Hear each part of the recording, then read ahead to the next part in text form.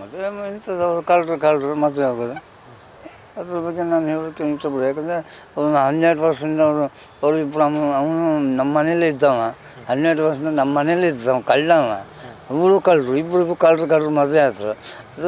ಅದ್ರ ಬಗ್ಗೆ ನಾನು ಬರೀ ಇದೇ ದೊರಡೆ ಮಾಡ್ಕೊಳ್ಳೋದು, ಇದೇ ದೇಶಕ್ಕೆ ದ್ರೋಹ ಮಾಡೋದು, ವಂಚನೆ ಮಾಡೋದು, ಅವ್ರಿಗೆ ಅದೇ ಕಸಬು. ಅವಳಿಗೆ ಮಾನ ಮರ್ಯಾದೆ ಏನು ಇಲ್ಲ. ನಮ್ಮ ಕುಟುಂಬದ ಮಾನ ಮರ್ಯಾದೆ ತೆಗೆದು ಬಿಟ್ಟಳು. ಅವಳನ್ನು ಕಂಡ್ರೆ ನಂಗೆ ಆಗೋದಿಲ್ಲ, ಅವಳು ಎಂದೂ ಉದ್ಧಾರ ಆಗೋದಿಲ್ಲ. ಮತ್ತು ಅವಳು ಮಾಡುವಂಥ ಕೆಲವು ಕೆಲಸಗಳಿಗೆಲ್ಲ ನಾನು ಒಪ್ಪಿಗೆ ಕೊಡಲಿಲ್ಲ ಅಂತೇಳಿ ಮೋಸ ವಂಚನೆಯಲ್ಲಿ ಇದ್ದಳು. ನಾನು ಸ್ವಲ್ಪ ಸತ್ಯ ನ್ಯಾಯ ಧರ್ಮದಲ್ಲಿ ಇರುವನು, ನನ್ನ ಸತ್ಯ ಧರ್ಮದಲ್ಲಿ ಇರುವನು. ಮತ್ತು ನನ್ನ ಹಿರಿಯ ಮಗಳು ಗಾಯತ್ರಿ ಸಹ, ಅವಳು ಸಹ ಗೌರವದಿಂದ ಮರ್ಯಾದೆಯಿಂದ ಬಾಳುವವಳು. ಅವಳು ಎಲ್ಲೋ ಒಂದು ಟೀಚರ್ ಕೆಲಸ ಮಾಡಿಕೊಂಡು, ಎಲ್ಲೋ ಶಾಲೆ ಸ್ಕೂಲು ಪಾಠ ಹೊಲಿಗೆ ಮಾಡಿಕೊಂಡು ಜೀವನ ನಡೆಸ್ತದೆ. ಅವಳ ಮೇಲೆ ಒಂದು ಸುಳ್ಳು ಅಪವಾದ ಹಾಕಿದ್ರು, ದುಡ್ಡು ಕೊಡಿದೆ ಅಂತೇಳಿ. ಮತ್ತು ಒಳ್ಳೆಯ ವೇದಿಕೆ ಇವಳಿಗೆ ಸಿಕ್ಕಿತ್ತು. ಅದೊಂದು ಬಿಗ್ ಬಾಸ್ ವೇದಿಕೆ ಇವಳು ಸಿಕ್ಕಿದಾಗ ಇವಳಿಗೆ ಹೇಳೋ ಒಂದು ಒಳ್ಳೆಯ ಅವಕಾಶ ಇದ್ದಿತ್ತು. ಇವಳು ಹೇಳಲಿಲ್ಲ. ಇವಳದ್ದೇ ಒಂದು ಕೀರ್ತಿ ಬರಬೇಕು, ಇವಳದ್ದೇ ಒಂದು ತಾನೇ ಎಲ್ಲವನ್ನು ಮನೆ ನಡ್ಕೊಂಡು ಹೋಗ್ತಾ ಇದ್ದೇನೆ, ನನ್ನ ಈ ಕುಟುಂಬ ನಾನೇ ನಡ್ಕೊಂಡು ಹೋಗಿದೆ ಅಂತ ಸುಳ್ಳು ವರದಿಯನ್ನು ಕೊಡ್ತಾಳೆ. ಈ ಪಾಪಿಯ ಮಗು ಎಂದಿಗೂ ನಾನು ಕ್ಷಮೆ ಕೊಡುವುದಿಲ್ಲ. ಅವಳು ಒಂದು ಕ್ರಿಮಿ ಇದ್ದಂಗೆ, ದೇಶಕ್ಕೆ ಮಾದಕವಳು. ಮತ್ತು ಅವಳು ಮಾಡುವಂಥ ಎಲ್ಲ ಕೃತ್ಯಗಳನ್ನು ಈ 5 ಕೋಟಿ ಗೋವಿಂದ ಪೂಜೆ ಹಗರಣದಲ್ಲಿ ಅವಳು ಕೋಟಿ ಹಣ ಹೊಡೆದು ಸಾಬೀತಾಗಿದೆ. ಅದು ಅವಳಿಗೆ ಈ ಕೋಟಿ ಹಣವನ್ನು ಹೊಡೆದ ಕಾರಣ ಮತ್ತು ಬೇರೆ ಬ್ಯಾಂಕಲ್ಲಿ ಬೇರೆ ಎಲ್ಲ ಡಿವೈಡ್ ಮಾಡಿ, ಆ ಕೋಟಿ ಹಣ ಹೊಡೆದ ಲಕ್ಷ ಡಿವೈಡ್ ಮಾಡಿ ನನ್ನ ಹೆಸರಲ್ಲಿ, ನನ್ನ ಹೆಂಡತಿ ಹೆಸರಲ್ಲಿ, ಮತ್ತು ಶ್ರೀಕಾಂತ್ ಹೆಸರಲ್ಲಿ, ಚೈತನ್ಯ ಹೆಸರಲ್ಲಿ, ಹೀಗೆ ಪಡ್ಡೆ ಹುಡುಗರ ಹೆಸರನ್ನೆಲ್ಲ ಡಿಪಾಸಿಟ್ ಮಾಡಿ, ಆ ಡಿಪಾಸಿಟ್ ಮಾಡಿದ ಬಾಂಡ್ ಮೇಲೆ ಮತ್ತು ಸಾಲ ತೆಗೆದು ಆ ಸಾಲದಿಂದ ಬರುವ ಬಡ್ಡಿಯಲ್ಲಿ ಇವಳು ವಂಚನೆ ಮಾಡಿ ತಿಂತಾ ಇದ್ದಾಳೆ. ಮತ್ತು ಇವಳು ಈ ದೇಶಕ್ಕೊಂದು ಮಾದಕ ಇವಳು. ಮತ್ತು ನನ್ನ ಮಗಳಂತ ಹೇಳೋಕೆ ನಾಚಿಕೆ ಆಗ್ತದೆ. ಪಾಪಿ ಹುಡುಗಿ ಇವಳು ಎಂದಿಗೂ ಇವಳು ಯಾವತ್ತೂ ನಮ್ಮ ಬಾಳಿನಲ್ಲಿ ಬರಲೇ ಕೂಡದು. ಇಂಥವರಿಗೆಲ್ಲ ಜನ ಸಪೋರ್ಟ್ ಕೊಡ್ತಾರಲ್ಲ, ಇದು ಅವಳೊಂದು ಕ್ರಿಮಿನಲ್. ಜನ ಇದಕ್ಕೆ ಮನ್ನಣೆ ಕೊಡಬಾರದು. ಮತ್ತು ಅವಳ ಸುಳ್ಳು ಹೇಳಿಕೆ ವರದಿಗಳಿಗೆ ಯಾವುದೇ ಮನ್ನಣೆ ಕೊಡಬಾರದು. ಅವಳು ಮತ್ತೆ ಬೇರೆ ಮಾಡಬೇಕಾದಲ್ಲ ಕರ್ತವ್ಯಗಳನ್ನು ಮಾಡಿದರೆ ಸೈನಿಕರಿಗೆ ದುಡ್ಡು ಕೊಡುವುದು ಒಂದು ಹೆಮ್ಮೆ. ಆದರೆ ಅವಳು ಸ್ವಂತ ದುಡ್ಡಿನಲ್ಲಿ ಕೊಟ್ಟಿದ್ದಿದ್ರೆ, ಅಥವಾ ಸ್ವಂತ ದುಡ್ಡಿನ ಅವರು ಕಷ್ಟಪಟ್ಟು ದುಡ್ಡಿನ 50,000 ಕೊಟ್ಟಿದ್ರು ನನಗೆ ಸಂತೋಷ ಇತ್ತು. ಇದು ಯಾರ್ದು ತಲೆಬರು ದುಡ್ಡಿನಲ್ಲಿ ಕೊಡುವುದು ನ್ಯಾಯ ಮಾಸ್ತರ. ಗೋವಿಂದ ಪೂಜೆ 5 ಕೋಟಿ 7-8 ಕೋಟಿ ಹೊಡೆದಿದ್ದಾಳೆ. ಅದರಿಂದ ಗೋವಿಂದ ಪೂಜೆ ಹೇಗೆ ಕೊಟ್ಟಿದ್ದಾರೋ ಅಂತ ಗೊತ್ತಿಲ್ಲ. ಪಾಪ ಅವರಿಗೂ ಸಹ ಈ ಹಗರಣದಲ್ಲಿ ಅವರಿಗೂ ನ್ಯಾಯ ಸಿಗುವಾಗ ನನ್ನ ದೊಡ್ಡ ಮಗಳೇನೆಂದರೆ ಅವಳು ಮರ್ಯಾದೆಯಿಂದ ಬರ್ತಾಳೆ, ಬದುಕುತ್ತಾಳೆ, ಮರ್ಯಾದೆಯಿಂದ ಮಾಡ್ತಾರೆ. ಮತ್ತು ನನ್ನ ದೊಡ್ಡ ಮಗಳನ್ನ ಕಂಡ್ರೆ ನನ್ನ ಹೆಂಡತಿಗೆ ಆಗೋದಿಲ್ಲ, ಅಂದರೆ ಅವಳು ಚೈತನ್ಯ ತಾಯಿಗೆ ಆಗೋದಿಲ್ಲ. ಅಂದರೆ ಅವಳು ಮರ್ಯಾದೆಯಿಂದ ಮಾಡ್ತಾಳೆ. ಇವಳು ಹಾಗೆ ಮೋಸ ವಂಚನೆ ಮಾಡುವಳಲ್ಲ. ಮಾಡುವಳಲ್ಲ.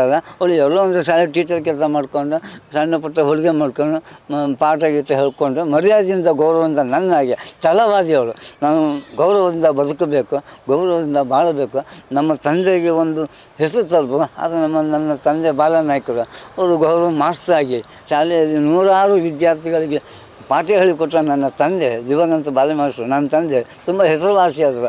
ಆಗ ಆ ಅಜ್ಜನ ಹೆಸರನ್ನು ಉಳಿಸ್ಬೋದು ನನ್ನ ಹಿರಿಯ ಮಗಳಾದ ಕರ್ತವ್ಯ.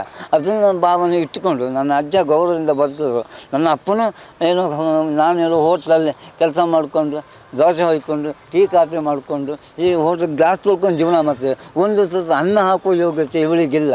ಇವಳು ಜನ್ಮಕ್ಕೆ ನನ್ನ ಹೆಂಡತಿ ಇದ್ದಲ್ಲ, ಅವಳು ಮನೆಗೆ ಕೋಟಿ ಗೋವಿಂದ ಪೂಜೆಯಲ್ಲಿ 5 ಕೋಟಿ ಹಗರಣದಲ್ಲಿ ಕೋಟಿ ಹಣ ಹೊಡೆದಿದ್ದಲ್ಲ, ಆ ಹಣ ತಂದು ಇವಳು ಕೈ ಕೊಟ್ಟಿದ್ದಾಳೆ. ಅದರಿಂದ ಇವಳು ಮೆರೀತಾಳೆ. ಇವಳಿಗೆ ಗಂಡ ಬೇಡ, ಮಕ್ಕಳ ಬೇಡ, ಗಂಡನ ಗೌರವ ಮನೆತನ ಬೇಡ ಇವಳಿಗೆ. ಗಂಡನನ್ನು ಕಟ್ಟಿಕೊಂಡು ಸ್ವಾಭಿಮಾನದಿಂದ ಬದುಕಬೇಕು ಅನ್ನೋ, ಮರ್ಯಾದೆಯಿಂದ ಬರಬೇಕು ಅಂತ ಅವಳಿಗೆ ಇದಿಲ್ಲ. ಮಗಳಿಗೆ ಸಪೋರ್ಟ್ ಕೊಡ್ತಾ ಹೋದ್ರೆ ಮಗ ಅವಳು 5 ಕೋಟಿ ರೂಪಾಯಿ ಹಗರಣದಲ್ಲಿ ಮನೆಯಲ್ಲೇ ಹಣದ ರಾಶಿ ಆಗ್ತಿತ್ತು. ಮಗಳೇ ನೀನು ಮಾಡಿ ತಪ್ಪು ಅಂತ ಎಂದೂ ಮಗಳಿಗೆ ಹೇಳಿದವಳಲ್ಲ. ಇವಳು ಸಹ ಅವಳೊಟ್ಟಿಗೆ ನಾಚಿಕೆ ಬಿಟ್ಟು ಕುಟುಂಬ ಅದು. ಇವಳು ಹಿಂದೆ ಇವಳು ತಂದೆ ತಾಯಿ ಕುಟುಂಬ ಒಳ್ಳೆದಿದ್ದಿತ್ತು, ನಮಗೂ ಒಳ್ಳೆ ಹೆಸರು. ಅದು ಈಗ ಇವಳು ನೀಚ ಬುದ್ಧಿಯಲ್ಲಿ ಅವಳಿಗೆ ಸಪೋರ್ಟ್ ಮಾಡ್ತಾಳೆ. ಅವಳಿಗೆ ಏನೇ ಮಾಡು ಅವಳನ್ನ ಹೋಗುವುದು, ಅವಳಿಗೆ ಸಪೋರ್ಟ್ ಕೊಡು. ಇಂಥ ತಾಯಿ ಮಗಳಿಗೆ ಕಠಿಣ ಶಿಕ್ಷೆ ಆಗಬೇಕು. ಬಿಗ್ ಬಾಸ್ ಕಾರ್ಯಕ್ರಮದಲ್ಲಿ ನಂಗೆ ಹೇಳೋಕೆಂದರೆ ನನ್ನ ಮಗಳು ನಂಗೆ ಗೊತ್ತಿಲ್ಲದೆ ಹೋದವರು ಮನೆ ರಾತ್ರಿ ಬೀಗ ಹಾಕ್ಕೊಂಡು ರಾತ್ರಿ ಬೀಗ ನಾನು ಹೋಟ್ಲಲ್ಲಿ ಕೆಲಸ ಮಾಡ್ತಿದ್ದೆ. ರಾತ್ರಿ ಬಂದು ಮನೆ ಬೀಗ ಹಾಕ್ಕೊಂಡು ಇವರಷ್ಟಿಗೆ ಇವ್ರು ಹೋದ್ರು. ನಂಗೆ ಹೇಳಿಲ್ಲ, ನನ್ನ ಗಮನಕ್ಕೆ ಹೇಳಿಲ್ಲ. ನಾನು ಜಗಲಿ ನನ್ನ ಮನೆ ದೊಡ್ಡ ನಾನು ಕಟ್ಟಿದ ಮನೆಯಲ್ಲೇ ನನಗೆ ನನ್ನ ಮನೆ ಬೀಗ ಹಾಕ್ಕೊಂಡು ನನಗೆ ಹೇಳಿದೆ ಇವರು ಬಿಗ್ ಬಾಸಿಗೆ ಹೋಗಿದ್ದಾರೆ. ಅದು ಬಿಗ್ ಬಾಸ್ ಮದುವೆ ಕರಿ ಅಂತ ಇವರು ಮದುವೆ ಹೇಗೆ ಕರೀತಾರೆ? ಅವ್ರಿಗೆ ಮಾನ ಮರ್ಯಾದಿಲ್ಲಲ್ಲ, ನಾನು ಮರ್ಯಾದಿಸ್ತಲ್ಲ. ನನ್ನನ್ನು ಕರೆದು ಇವರಿಗೆ ಸಿಂಪತಿ ಸಿಗೋದಿಲ್ಲಲ್ಲ. ಇವ್ರು ಗೌರವಕ್ಕೆ ಇವರು ಮಾಡುವ ಕಳ್ಳ ಕೆಲಸ ಎಲ್ಲ ಹೊರಗೆ ಬರ್ತದಲ್ಲ. ನಾನು ಸತ್ಯನಾಯಕಿ, ನನ್ನ ಒಪ್ಪಿಗೆ ಇಲ್ಲ. ಯಾಕಂದ್ರೆ ಅವನು ಕಳ್ಳ, ಅವಳು ಕಳ್ಳು, ಇವರು ಕಳ್ಳರ ಮದುವೆ ಆಗಿದೆ. ಇವರು ಎಲ್ಲಿ ಯಾರು ತಲೆ ಹೊಡಿಬೇಕು ಅನ್ನೋದೇ ಇವರು ದಾರಿಯಲ್ಲಿ ಇರ್ತಾರೆ. ಇವರು ಯಾರು ತಲೆ ಹೊಡೆಯೋದು? ಯಾರು ದೊಡ್ಡ ದೊಡ್ಡ ಬಿಸ್ನೆಸ್ ಮ್ಯಾನ್ಗಳು. ತಂದೆ ಇರಬೇಕಿತ್ತು. ವಿಡಿಯೋ ನೋಡಿದ್ರಾ? ಮದುವೆ ವಿಡಿಯೋ ಇಲ್ಲ, ನಾನು ಇಲ್ಲ. ಆದರೆ ನಾನು ಇದ್ದೆ ಅನ್ನೋ ಥರ ಬೇರೆ ಬೇರೆ ಇವರ ವೇಷದಲ್ಲಿ ಅವಳು ತೋರಿಸಿ ಇರ್ಬೋದು. ಅದನ್ನು ನಿಜವಾಗಿ ನಾನಲ್ಲ. ಮದುವೆ ವಿಡಿಯೋ ನೋಡಿದೆ. ಅಲ್ಲ, ನನಗೆ ತಂದೆ ಇಲ್ಲದ ಹುಡುಗಿ ಯಾರೋ ಒಬ್ಬರು ವಿಡಿಯೋ ಕಮೆಂಟ್ ಹೇಳಿಕೆ ಕೊಟ್ಟಿದ್ದಾರೆ. ತಂದೆ ಇಲ್ಲ ಅಂತ ಹೇಳೋಕೆ ಏನು ಕಾರಣ? ತಂದೆಯನ್ನು ನೋಡಿದಾರ ಅಥವಾ ತಂದೆಯನ್ನು ವಿಚಾರಣೆ ಮಾಡಿದಾರ? ಸುಳ್ಳು ವರದಿಯನ್ನು ಕೊಡಬೇಡಿ ವಿಡಿಯೋದವರು. ಯಾಕಂದರೆ ಸ್ವಂತ ಜನ್ಮ ಕೊಟ್ಟ ತಂದೆಯೇ ಜೀವಂತವಾಗಿ ಇರುವಾಗ ಅವರು ತಂದೆ ಇಲ್ಲ ಅಂತ ಹೇಳಿಕೆ ಕೊಟ್ಟಿದ್ದಾರಲ್ಲ, ಅದು ತಪ್ಪು. ಆ ಇವಳ ತಪ್ಪು ಮಾಹಿತಿಗೆ ಯಾರು ಇದು ಹೇಳಿಕೆ ಕೊಡಬೇಡಿ. ಕ್ಷಮಿಸ್ತೀರಾ? ಖಂಡಿತ ನಾನು ಕ್ಷಮಿಸಿದೆ. ಯಾಕಂದರೆ ಅವಳು ಅಷ್ಟು ಕಠೋರ, ಅವಳು ಪಾಪಿ. ಅವಳು ನನ್ನ ಕುಟುಂಬದಲ್ಲಿ ಹೇಗೆ ಹುಟ್ಟಿದ್ಲು. ಇನ್ನು ಯಾವ ಹೆಣ್ಣು ಮನೆ ಯಾವ ಕುಟುಂಬದಲ್ಲಿ ಇಂಥ ಹೆಣ್ಣು ಹುಟ್ಟಬಾರದು.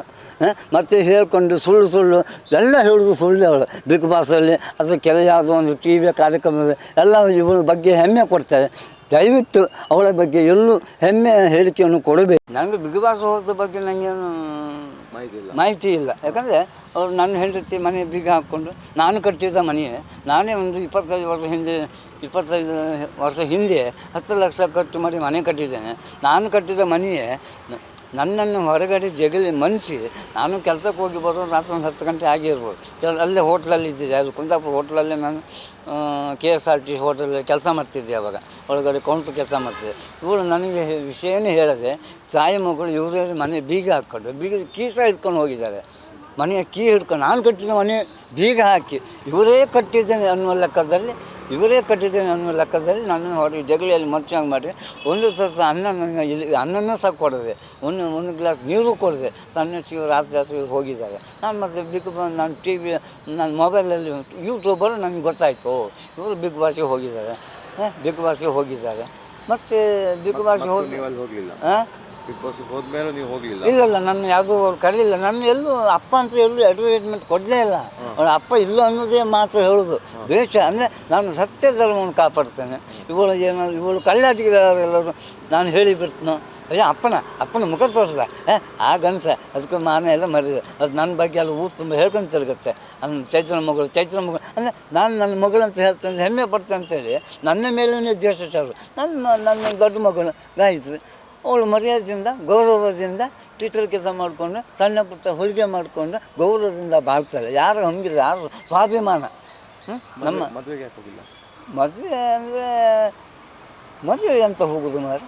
ಆ ನಾಚಿಕೆ ಅವಳಿಗೆ ನಾಚಿಕೆ, ಅವನು ಕಳ್ಳ, ಅವಳು ಕಟ್ಟ, ಅವಳು ಕುಟುಂಬದವರು ಸಹ ಅದೇ ಥರ ಕಳ್ಳರು ಮದುವೆ ಆದ 12 ವರ್ಷ ನಮ್ಮ ಮನೇಲೆ ನಾಯಿ ಥರ ಅನ್ನ ತಿಂದು ನಮ್ಮ ಮನೇಲೆ ತನ್ನ ಮನೆ ಅಂತ ಅಧಿಕಾರ ಮಾಡ್ಕೊಂಡಿದ್ದವ. ಇವಳು ಸಹ ಅವನು ಒಳಗಡೆ ಕರ್ಸೋದು, ತಾಯಿ ಅತ್ತೇನು ನನ್ನ ಹೆಂಡತಿನಾಗೆ ಅವನಿಗೇನು ಅನ್ನ ಹಾಕೋದೇನು, ಅವನಿಗೇನು ಟೀ ಕಾಫಿ ಕೊಡೋದೇನು, ಗಂಡನಿಗೆ ಒಂದು ತುತ್ತು ಒಂದು ಅನ್ನ ಹಾಕಿದವಳಲ್ಲ, ಗಂಡನಿಗೆ ಒಂದು ಚಹಾ ಮಾರಿ ಕೊಟ್ಟವಳಲ್ಲ. ನಾನು ಮನೆ ಬಂದರೆ ಒಂಥರ ಭಾಳ ಕೂತ್ಕೊಂಡು ಗೊರ ಮಗ ಇವರು ಕೆಲಸಕ್ಕೆ ಹೋಗೋದಿಲ್ಲ. ಎಲ್ಲರೂ ಯಾರ್ಯಾರು ಮನೆಯಲ್ಲೆಲ್ಲ ಸಂಬಂಧಿಕರ ಮನೆಯಲ್ಲೆಲ್ಲ ಇರೋದು. ನನಗೆ ಬೇಜಾರಾಗ ನನಗೆಲ್ಲೂ ಬೇಜಾರಾಯಿತು, ನನಗೆಲ್ಲೂ ಮನಸ್ಸು ತಾಂತಿ ಸಿಗ್ತು, ನನಗೆ ಹೋಗ್ತಿದ್ದೆ.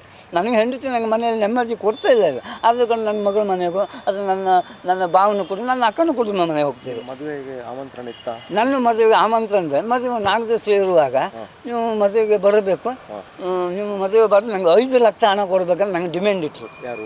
ಚೈತ್ರ, ನೀವು 5 ಲಕ್ಷ ನನಗೆ 5 ಲಕ್ಷ ಹಣ ಕೊಟ್ಟರು ನೀವು ಮದುವೆ ಬನ್ನಿ. ನಾನು 5 ಲಕ್ಷ ಹಣ ಇವಳಿಗೆ ಕೊಡೋದಾದರೆ ನಂಗೆ ಅಗತ್ಯ ಇಲ್ಲ ಇಂಥ ಮಕ್ಕಳು. ಅಪ್ಪ ನೀವು ಒಳ್ಳೆ ರೀತಿಯಾಗಿ ಬಂದು ನೀವು ದುಡ್ಡು ಕೊಡು, ನಿಮ್ಮನ್ನು ಗೌರವದಿಂದ ನನ್ನ ಕರೆದಿದ್ದಿದ್ರೆ ಆಶೀರ್ವಾದ ಮಾಡ್ತೀವಿ. ಖಂಡಿತ ನನಗೆ ಗೌರವ ಕೊಟ್ಟು ತಂದೆ ಅಂತ ಎಲ್ಲೂ ಹೇಳಂತ ಹೇಳಲಿಲ್ಲ. ತಂದೆ ಇಲ್ಲದ ಮೂಗು ಅಂತ ಯಾರೋ ಒಬ್ಬ ವಿಡಿಯೋ ಕಮೆಂಟ್ ಕೊಟ್ಟಿದ್ದಾನೆ, ಸುಳ್ಳು ಹೇಳಿಕೆ ಕೊಟ್ಟಿದ್ದಾನೆ. ತಂದೆ ಇಲ್ಲದ ಮಗಳಂತ. ನಾನು ಜೀವಂತದಲ್ಲಿ ಇದ್ದು ಗೌರವದಲ್ಲಿ ಇದ್ದವನು. ನಾನು ತಂದೆ ಇಲ್ಲ ಅಂತ ಕಮೆಂಟ್ ಸುಳ್ಳು ಹೇಳಿಕೆ ಕೊಟ್ಟಿದ್ನಲ್ಲ, ಅದು ತಪ್ಪು ಹೇಳಿಕೆ ಕೊಡಬೇಡಿ ಅಂತ ಹೇಳ್ತೇನೆ. ಈಗ ಬಂದರೆ ಆಶೀರ್ವಾದ ಮಾಡಿ ಖಂಡಿತ ನಾನು ಅವಳಿಗೆ ಕ್ಷಮೆ ಕೊಡೋದಿಲ್ಲ. ಅವರು ಅಂಥ 5 ಕೋಟಿ ಹಗರಣವನ್ನು ಹೊಡೆದು ಮಾನವ ಮರ್ಯಾದೆ ನನ್ನ ತೆಗೆದ್ರು. ನನ್ನ ಕುಟುಂಬದ ಇಡೀ ಕುಟುಂಬ ಮಾನವ ಮರ್ಯಾದೆ ತೆಗೆದ್ರು. ನನ್ನ ತಂದೆ ಹೆಸರಿಗೆ ಕಳಂಕ ತಂದರು, ನನ್ನ ಹೆಸರಿಗೂ ಕಳಂಕ ತಂದರು. ನನ್ನ ಮಗಳು ಒಳ್ಳೆ ರೀತಿಯ ಬಾಳಿ ಬದುಕಿದವಳು ನನ್ನ ಹಿರಿ ಮಗಳು ಬದುಕನ್ನೇ ಹಾಳು ಮಾಡಿ ಸರ್ವನಾಶ ಮಾಡಿಬಿಟ್ಲು. ಅವಳು ಎಲ್ಲರೂ ಬಿಗಿಪಡಿಸೋ ಕಾರ್ಯಕ್ರಮದಲ್ಲಿ ನನ್ನ ಮಗಳು ದುಡ್ಡು ತಗೊಳ್ಳಿಲ್ಲ ಅನ್ನೋ ಒಂದು ಮಾತು ಅವಳು ಹೇಳುವ ಅವಕಾಶ ಇದ್ದಿತ್ತು. ಇನ್ನು ಅಕ್ಕ ಎಲ್ಲರೂ ಬಂದು ಅಕ್ಕನಿಗೆ ನಾನು ಎಲ್ಲರೂ ಸಪೋರ್ಟ್ ಮಾಡಿದೆ ಅಂತ ಅವಳ ಹೆಸರೇ ಮೇಲೆ ಬರುತ್ತಲ್ಲ, ಅವಳ ಮೇಲೆ ಬಂದರೆ ಇವಳಿ ಮೇಲೆ ಬರೋದಕ್ಕೆ ತೊಂದರೆ ಆಗ್ತದಲ್ಲ. ಇವಳಿಗೆ ಶಿಫಾರಸೆ ಬೇಕು. ಮತ್ತು ಎಲ್ಲರಿಗೂ ಕೋಟಿ ಯಾರ ಹತ್ರ ಕೋಟಿ ಹಣ ಉಂಟು, ಯಾರ ಹತ್ರ 1 ಲಕ್ಷ ಹಣ ಇರಲಿ. ಮತ್ತು ಅವ್ನು ಮೀನು ಉಡುಪಿಯಲ್ಲಿ ಒಬ್ಬ ಮೀನು ಮಾರುವವನಿಗೆ 5 ಲಕ್ಷ ರೂಪಾಯಿ ವಂಚನೆ ಮಾಡಿದ್ದಾರೆ. ಪಾಪ ಅವನೇನು ಒಂದು ಮೀನು ಮಾರ್ಕೊಂಡು ಜೀವನ ಮಾಡ್ತಿದ್ದ. ಅವನಿಗೆ ಅತ್ಯಾಚಾರ ಕೇಸ್ ಹಾಕ್ತದೆ ಅಂತೇಳಿ 5 ಲಕ್ಷ ರೂಪಾಯಿ ವಂಚನೆ ಮಾಡಿದ್ದಾರೆ. ಇಂಥೆಲ್ಲ ಮನೇಲಿ ಅವಳೇ ನೋಡ್ಕೊಂಡಿದ್ಲ ಅಥವಾ ಮನೆ ಅವಳು ಮನೆ ನೋಡ್ಕೊಂಡು ಸ್ವಂತ ನಾನೇ ಮನೆಯಲ್ಲಿ ಇದ್ದೇನೆ. ಇವಳಿಗೆ ನನ್ನ 25 ವರ್ಷದಿಂದ ನಾನು ಮನೆ ಬಾಡಿಗೆ ಕೊಟ್ಟಿದ್ದೆ. ನಾನು ಸ್ವಂತ ಕಟ್ಟಿದ ಮನೆ. ಆವಾಗ ಆ ಕಾಲದಲ್ಲಿ 10 ಲಕ್ಷ ಖರ್ಚು ಮಾಡಿ ಮನೆ ಕಟ್ಟಿದೆ. ಆ ಮನೆ ಬಾಡಿಗೆ ನನ್ನ ಹೆಂಡತಿ ಬಿಡ್ತಿದ್ದೆ. 8,000 ರೂಪಾಯಿ ಮನೆ ಬಾಡಿಗೆ ಬರ್ತಿದ್ದೆ. ಗ್ಯಾರೇಜ್ ಬಾಡಿಗೆ ಒಂದು 4,000 ಬರ್ತಿದ್ದೆ. ತಿಂಗಳಿಗೆ 12,000 ಆದಾಯ ಇತ್ತು. ಮತ್ತು 25, 15, 25, 30 ತೆಂಗಿನ ಮರಗಳಿತ್ತು. ಅದು ಉತ್ಪತ್ತಿ ಬಂದು ಗೊಂಡ ಎಲ್ಲ ಮರ ನನ್ನ ಹೆಂಡತಿ ಜೀವನ ಮಾಡ್ತಿದ್ಲು. ಮತ್ತು ಇವಳಿಂದ ಮನೆ ಜೀವನ ನಡೀಲಿಲ್ಲ. ಇವಳು 1 ರೂಪಾಯಿ ಕೊಡುವ ಯೋಗ್ಯತೆ ಇವಳಿಗೆ ಇಲ್ಲ. ಸೈನಿಕರಿಗೆ ದುಡ್ಡು ಕೊಟ್ಟರೆ ಸಂತೋಷವೇ, ನಾನಲ್ಲ ಅಂತ ಹೇಳೋದಿಲ್ಲ. ಅದು ಸ್ವಂತ ದುಡ್ಡಿನಲ್ಲಿ ಕೊಟ್ಟಿದ್ದಿದ್ರೆ ಅಥವಾ ತಂದೆಯನ್ನು ಚೆನ್ನಾಗಿ ನೋಡಿಕೊಂಡು ಗೌರವದಿಂದ ಅವ್ರನ್ನ ಬಾಳಿಸ್ಕೊಂಡು ಹೋಗ್ತಿದ್ದೆ, ಅವ್ರಿಗೆ ಒಂದು ತುತ್ತು ಅನ್ನ ಕೊಟ್ಟಿದ್ದೆ, ಅದು ನಾನು ಹೆಮ್ಮೆ ಪಡ್ತಿದ್ದೆ. ಇವಳು ತಂದೆಗೆ ದ್ರೋಹ ಮಾಡ್ಕೊಂಡು ಒಂದು ತುತ್ತು ಅನ್ನ ಕೊಡೋ ಯೋಗ್ಯತೆ ಇಲ್ಲದೆ ಇವಳು ಎಂಥ ದೇಶ ಸೇವೆ. ಈ ದೇಶ ನಾನು ಸೇವೆಗೆ ಒಪ್ಪುವುದಿಲ್ಲ. ಇದು ನನ್ನ ಹೆಸರು ಬಾಲಕೃಷ್ಣ ನಾಯ್ಕ. ಈ ಸೇವೆ ಬಗ್ಗೆ ನಾನು